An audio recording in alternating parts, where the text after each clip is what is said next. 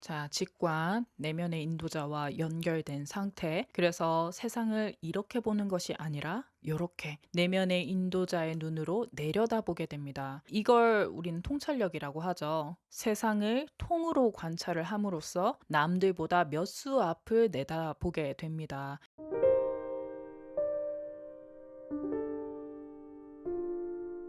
오늘 직관에 대해서 가르쳐 주실 분은 오쇼 라즈니시입니다. 오쇼는요, 종교 지도자는 아니고요, 철학자이자 명상가, 그리고 영성 교사에 가까운 인물입니다. 세계인을 대상으로 해서 즉흥 강의를 다니면서 개인적인 문제부터 시급한 정치 사회 문제까지 총망라해서 즉흥적인 깨달음을 주는 인물로 유명했어요. 그러다 보니까 지식의 폭이 굉장히 방대합니다. 불교, 도교, 선, 탄트라, 수피즘, 그리고 니체, 프로이드 심리학까지 융합을 해서 어떤 틀에도 얽매이지 않고 오직 본질을 위해서 여러 지식들을 이용하는 모습들을 보여요. 오쇼는요, 자신의 소명을 신인류의 탄생을 돕는 거다라고 말을 했어요. 이런 새로운 버전의 인간을 조르바 붓다라고 명명을 했는데, 어떤 사람이냐면 세속의 아름다움과 즐거움을 온전히 향유를 하면서도 붓다와 같이 고요하게 깨어있는 존재를 뜻합니다. 본래 영성은 세속을 좀 죄악시하는 경향이 있잖아요. 그런데 저도 오쇼의 방향성이 맞는 것 같습니다. 우리가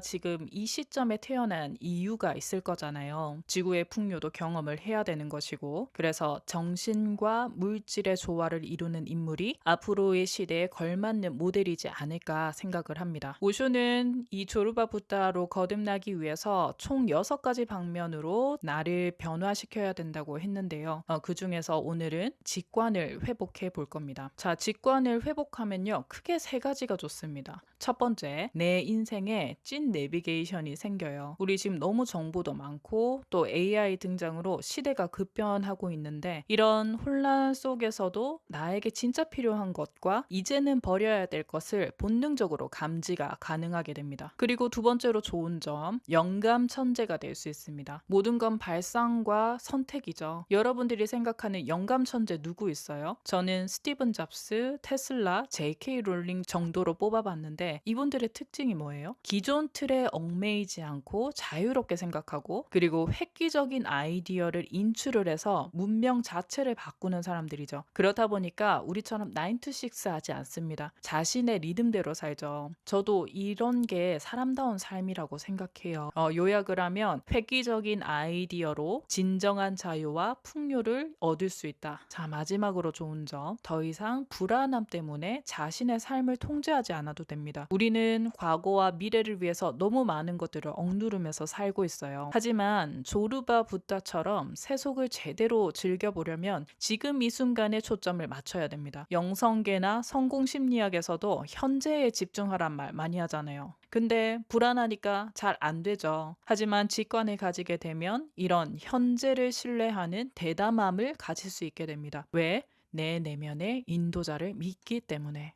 그러면 방법. 오쇼가 말한 직관을 회복하는 방법은 딱 하나입니다. 바로 무의식 정화. 특히 본능을 만족시켜야 된다고 합니다. 우리는 지금 너무 많은 에너지를 본능을 억누른데 소모를 하고 있어요. 그러나 충족을 시켜서 더 이상 만족시킬 필요가 없을 때 나의 생명력, 기저, 이 기가 상위 차원으로 상승을 해서 직관의 문을 열게 된다고 합니다. 자, 그래서 이번 콘텐츠는 우리 직관을 가로막고 있는 장애물을 중심으로 얘기를 해볼 겁니다. 그래서 여러분들이 체크하실 거는 뭐냐면, 과연 나는 어떤 장애물을 제거를 하면 가장 쉬운가? 아니면 빠르게 제거할 수 있는 것이 뭔지를 먼저 생각을 해보세요. 그러면 그것부터 제거를 하기 시작하면 무의식이 훨씬 더 빠르게 정화가 되겠죠. 자, 그러고 나서 살펴볼 내용은 조르바 붓다의 삶을 좀 짐작을 해볼 겁니다. 앞으로 직관의 시대가 온다, 또는 여성성이 강조가 된다라고 하는데 내 라이프에 과연 적용이 가능할까? 우리 짐작하기 어렵잖아요. 특히 이 직관을 쓰는 느낌을 살펴볼 겁니다. 사실은 직관은 정의를 할 수가 없거든요. 그래서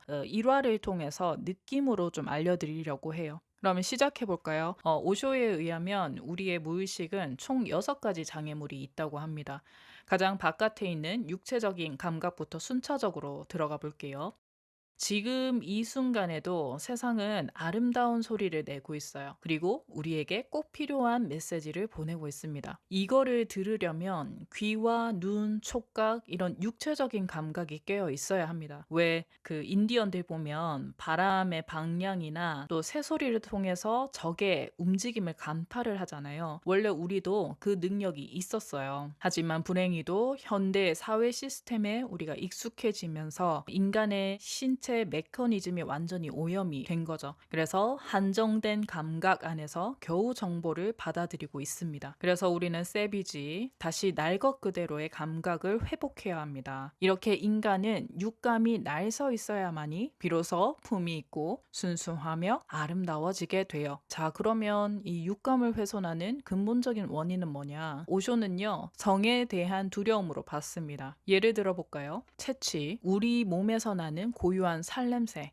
꽃순내죠. 그런데 이 살냄새가 대단히 성적이라고 합니다. 왜 동물들 보면 후각을 통해서 짝을 감지하잖아요. 그런데 이런 성적인 본능은 정제된 문화사회하고는 좀 거리가 멀죠. 그래서 선진화될수록 자연스러운 꽃순내를 지우기 위해서 엄청난 공을 들입니다. 화학적인 향수, 방향제, 탈취제 이런 걸로 냄새를 덮어버리죠. 하지만 이것은 있는 그대로의 진실을 감추는 것이고 이런 위장들 때문에 인간의 후각 기능이 점점 더 퇴화되고 있습니다. 후각뿐만 아니죠. 사회는요. 사람들의 눈을 똑바로 쳐다보는 것 또는 스킨십 하는 것을 예의가 아니라고 가르칩니다. 왜일까요? 눈빛을 깊게 주고받거나 아니면 손을 잡아서 서로의 온기를 느끼는 순간 사회가 얼려놓은 우리의 원초적인 감각이 깨어날 수 있잖아요. 하지만 이 역시 자연스럽지 않습니다. 특히 이런 육체적인 감각은요, 황홀한 기쁨을 느껴야 된대요. 근데 생각해보면 우리가 육체적인 기쁨을 감각하는 일이 24시간 중에 얼마나 있을까? 그죠? 그래서 오쇼는 다시 민감성의 기술을 배워야 한다고 합니다. 몸이 민감해지면 오감이라는 다채로운 기관을 통해서 진리의 메시지가 들어올 수 있고요. 그래서 오쇼는 좀 필사적으로 모든 방법을 동원해서 세비지한 감각을 회복하려고 노력을 해야지만이 첫 번째 필터가 떨어져 나간다고 합니다. 자, 방법 어떤 게 있을까요? 첫 번째 요가 추천합니다. 왜 요가는 몸을 민감하고 생생하게 살아 숨쉬게 만들죠. 동작 하나하나 그리고 들숨 날숨의 길이에 따라서 근육이 수축하고 이완하는 또 열이 온몸을 퍼져나가는 이 감각을 연습을 하면 우리의 육감이 다시 극대화된다고 해요. 두 번째 방법, 자연하고 무라의 일체가 되는 겁니다. 내가 하나의 일부로서 존재하는 거예요.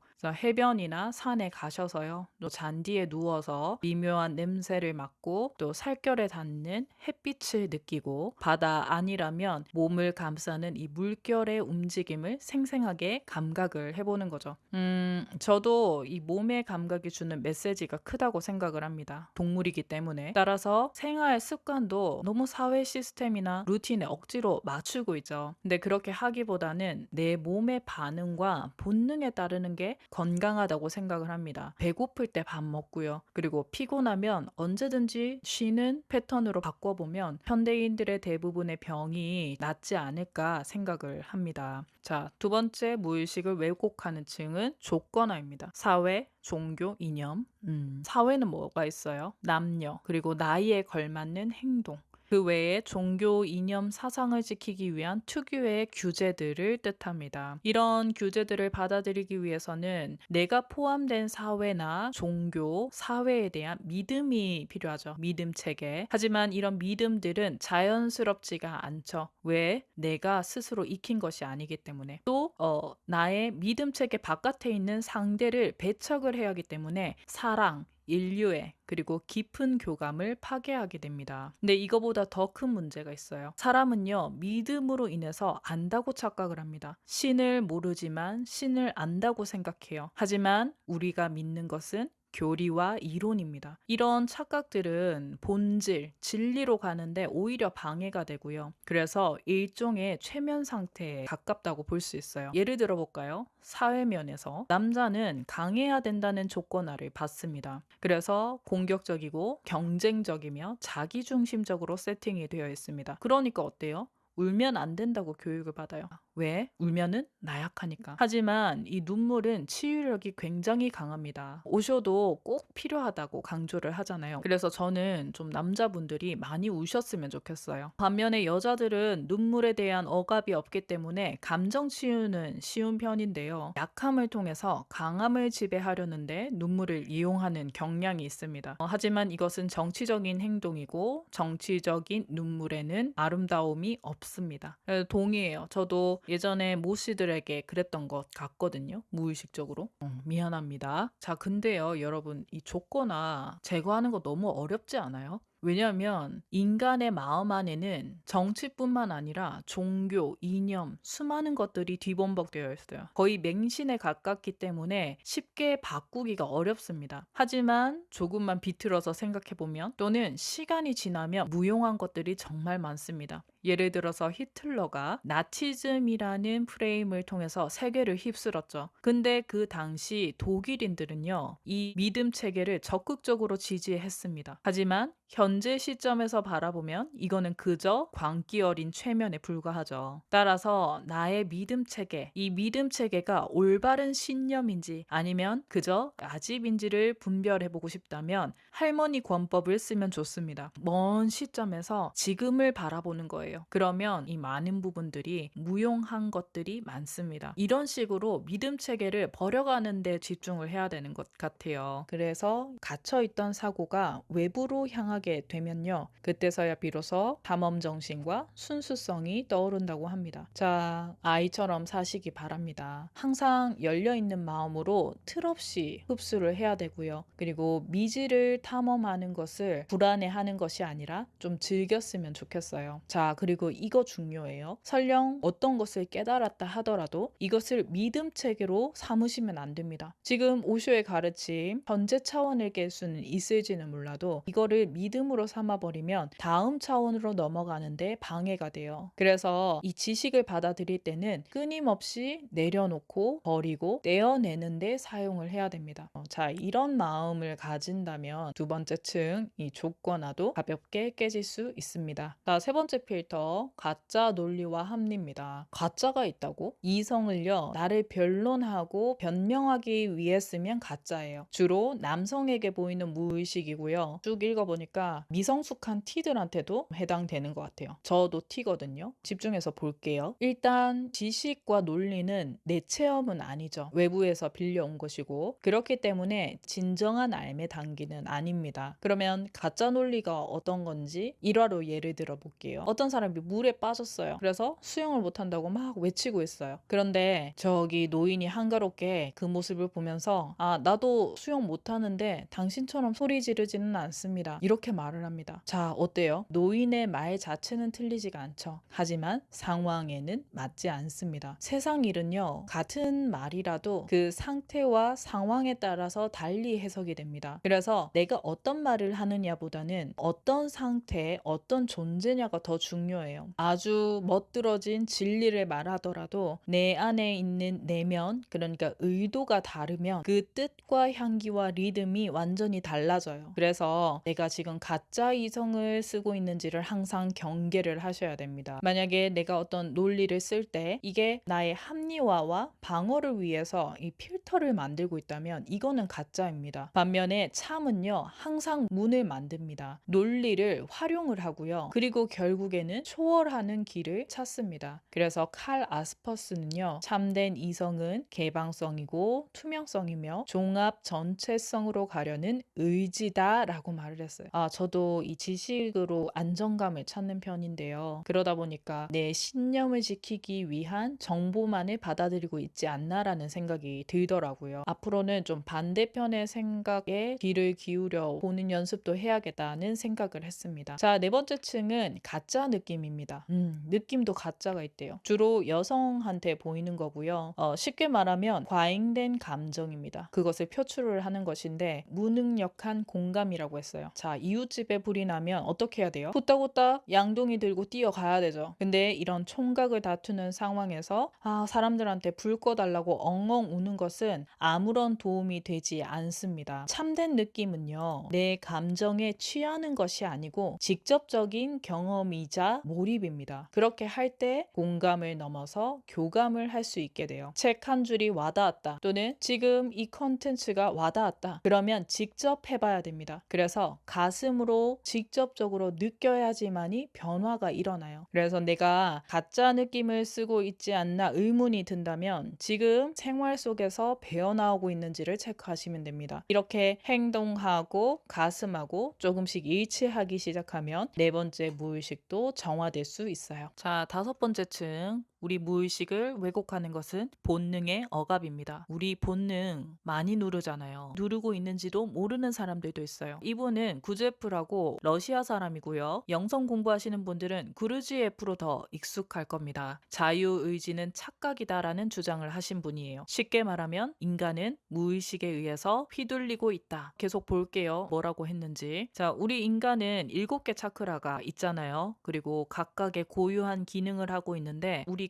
혼란에 빠지는 이유는 이 7개 센터가 서로 중첩이 되고 침범되고 있기 때문이라고 말합니다. 특히 성센터, 이 성센터의 교란에 강조를 했는데 성센터가 성센터로서 기능을 하면은 문제가 없죠. 그런데 성충동을 계속 억누르다 보니까 성기 부분에서 기능을 하지 않고 머리로 기능을 하고 있습니다. 그래서 성행하는 것이 바로 뭐다? 포르노. 머리 센터가 침범을 당했죠. 이렇게 뒤죽박죽된 원인에 대해서는 종교적인 억압 때문이다 라고 했어요. 지옥에 대한 두려움, 그리고 천국에 대한 탐욕으로 우리는 본능을 버티고 있습니다. 그렇지만 억압이 되면요, 어디 가지 않고 그대로 축적이 되고요, 오히려 더 깊은 층으로 들어가서 뿌리 뽑는 것이 대단히 어려워지게 됩니다. 사랑하는 것 같다, 이 말 별 문제 없어 보이지만 이것은 생각일 뿐이지 사랑과는 아무 관련이 없습니다. 요즘 사람들 사랑을 머리로 하는 것 같죠? 설레는 감정을 느꼈어도 계산을 해보죠. 그런데 머리로 생각하는 사람들은 사랑이 가슴에서 기능하는 것을 몰라요. 하지만 가슴으로 말하는 사람들은요, 굳이 언어가 필요가 없습니다. 그런 것 같아요. 사실은 옆에 있기만 해도 또는 눈빛만 봐도 느껴지는 게 사랑이잖아요. 그래서 다섯 번째 무의식층 본능을 해방시키기 위해서는 7개 차크라가 각각의 자리에서 기능하는지를 잘 지켜봐야 됩니다. 하지만 복잡하니까 우리 3개만 보자고요. 머리, 가슴, 성센터. 이성으로 할 일을 감정적으로 해결하고 있진 않은가, 또는 감성으로 느껴야 될 부분을 분석, 계산하고 있지 않은가를 분별을 해보세요. 그래서 머리는 이성으로, 가슴은 느낌으로, 성센터는 성으로 기능하기 시작하면요, 각각의 센터들이 간섭, 오염되지 않기 때문에 다시 건강하게 기능을 할 겁니다. 자, 다음 필터는 오염된 직관입니다. 이 단계까지 오면 초인적인 힘을 발휘하게 돼요. 직관은요, 단순한 촉이나 느낌 정도가 아니고 문명을 바꿀 수 있을 정도의 획기적인 아이디어, 그래서 영감, 계시라고 불리는 영역입니다. 그렇기 때문에 대부분의 사람들은 직관의 세계를 거의 알지를 못합니다. 왜? 이전의 5개의 층이 너무나 두텁기 때문에. 직관은요,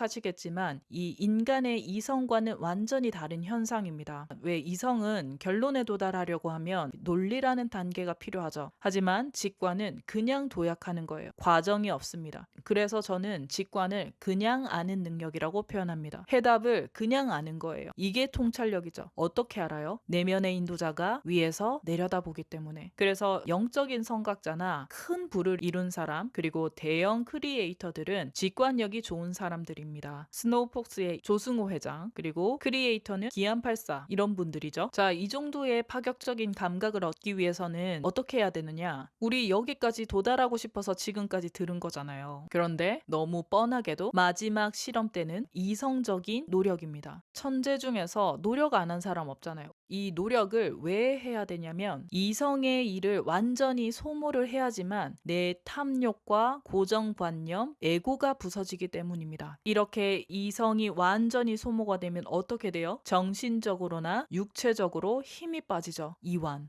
그래서 열쇠는 이완입니다. 이때가 돼야 비로소 직관이 각성을 해요. 그리고 아이디어가 섬광처럼 머리에 꽂히게 됩니다. 네, 여러분들 이 직관 알게 모르게 느껴봤어요. 왜 우리 잔뜩 긴장했을 때보다 반포기 상태 때 일 더 잘 되잖아요. 성과도 좋고. 그 바이브랑 비슷합니다. 자, 예를 들어볼게요. 퀴리 부인 아시죠? 최초의 노벨상 2번이나 받은 과학자인데 이분도 난제를 풀기 위해서 무려 3년 동안 고생을 했대요. 하지만 수단과 방법을 다 썼는데도 풀 수가 없었죠. 그래서 이제 더 이상 할 수 있는 게 없다. 포기하자 하고 잠이 들었는데 자, 육체, 정신 모두 힘이 빠졌죠. 그날 자는 도중에 이상 행동을 합니다. 벌떡 일어나서 답을 막 휘갈겨서 쓴 거예요. 그리고 잠이 든 거죠. 처음에 아침에 일어났을 때는 자기가 그 답을 쓴 줄 몰랐대요. 그러다가 갑자기 꿈이 번뜩 생각이 나면서 이거 내가 쓴 거구나 알았다고 합니다. 직관은요 이런 식이에요. 부처도 한번 볼게요. 부처도 깨달음을 얻기 위해서 6년 동안 고생을 했죠. 몸에 가해를 하고 단식을 하고 그랬지만 실패했습니다. 그래서 붓다도 깨달아야겠다는 욕심을 버리고 보리수에서 쉬고 있었대요. 육체, 정신 모두 힘이 빠졌죠. 그리고 다음날 눈을 떴을 때 산매 속에 있는 자신을 발견하게 됩니다. 어때요? 직관은 그저 신비한 영적인 능력 같지만 인간의 노력이 필수입니다. 한 가지 목표를 위해서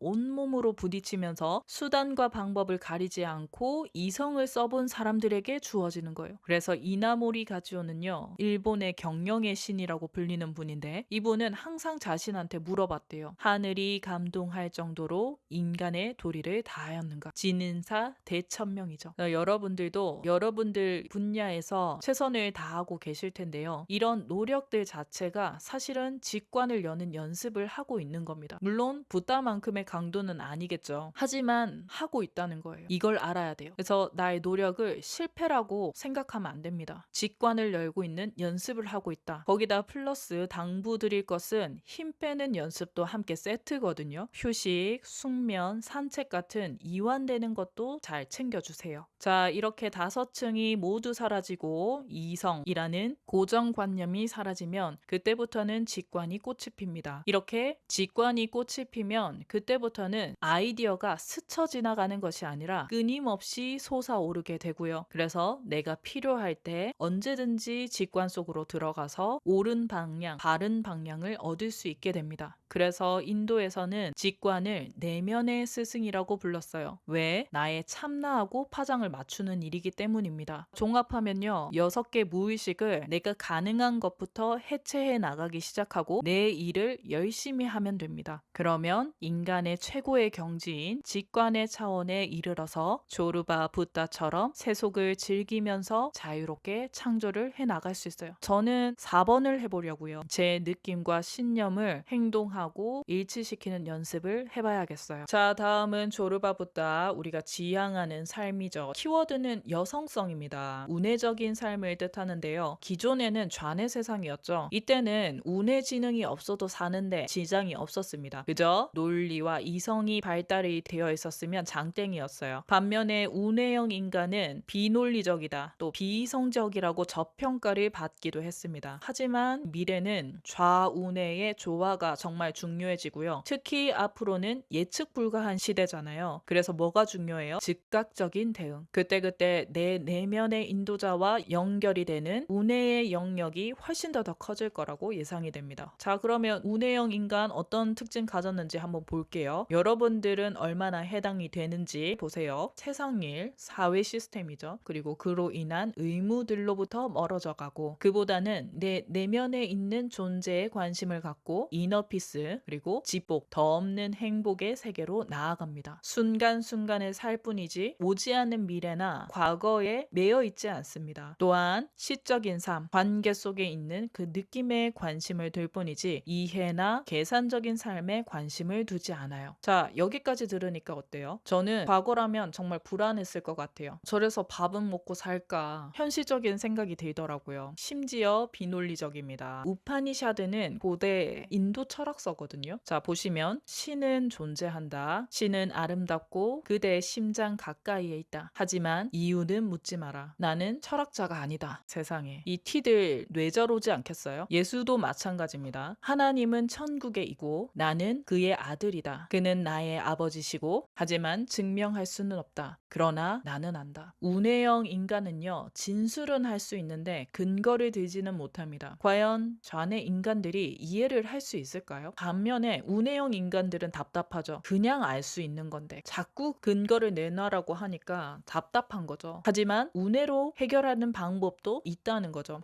그러니까 우리는 무기를 두 개를 가지고 있어야 돼요. 자, 여러분들이 지금까지 논리적으로 또 계산적으로 생각을 하고 악착같이 발버둥을 쳐왔지만 여전히 헤매고 있다면 운해를 한번 써보시기 바랍니다. 지금이 기회예요. 왜냐면 더 이상 논리가 통하지 않을 때 그때가 비로소 운해가 발현되는 때이기 때문입니다. 그러면 운해 쓰는 느낌, 요거는 이론으로 알려줄 수가 없어요. 일화를 통해서 느낌을 알려드릴 테니까 그게 뭔지 한번 감각을 해보세요. 자, 법연스님은 선은 도둑질 같다고 했는데 이때 선이 직관이라고 생각하시면 됩니다. 자, 어떤 아버지가 유명한 도둑이에요. 자, 아들이 가업을 물려받기 위해서 아버지한테 기술을 가르쳐 달라고 합니다. 그래서 알았다 하고 어떤 집을 털러 갔어요. 그리고는 저기 장롱에 귀한 옷을 훔쳐오라고 지시를 해요. 자, 그리고 아들이 장롱 속에 들어가자마자 아버지가 소리를 막 질러서 사람들을 깨워버립니다. 그리고 본인은 쇼쇼 빠져나오죠. 어때요, 아들? 그 화가 머리 끝까지 나겠죠. 하지만 지금은 논리적으로 또는 감정적으로 생각할 겨를이 없습니다. 그의 의식은 죽지 않기 위해서 날이 서 있어요. 바로 현재만 생각하는 상태. 이 상태가 되어야지 에너지 변용이 일어납니다. 그리고 요때가 되어야만 운해에게 발언권이 주어져요. 그러면 이 운해가 발동한 아들이 무엇을 했느냐? 바로 고양이 소리를 냅니다. 고양이 소리를 내서 사람들을 교란을 시킨 다음에 우물에 돌을 빠뜨려서 사람들을 유인을 하고 샤샥 빠져나오는 거죠. 자, 고양이 소리라니 상식적으로는 말이 안 되죠. 하지만 통했습니다. 자, 그러면 아버지 가르침은 뭐였을까요? 바로 내 내면의 인도자와 연결되는 방법인 거죠. 삶은요, 반복되지 않기 때문에 직관의 답도 결코 되풀이 되지 않습니다. 그런데 아버지가 위험에 처했을 때는 고양이 소리를 내라 라고 했다면 과연 아들은 다음번에는 살아남을 수 있을까요? 그러니까 많은 어떤 이론들과 해법들을 머릿속에 갖고 있는 것보다 자각이 되어 있는 상태, 깨어있는 상태로 내면의 인도자와 연결이 돼서 순간에서 순간으로 미지에서 미지 속으로 대응하는 것이 훨씬 더 영적이라는 것이죠. 결론입니다.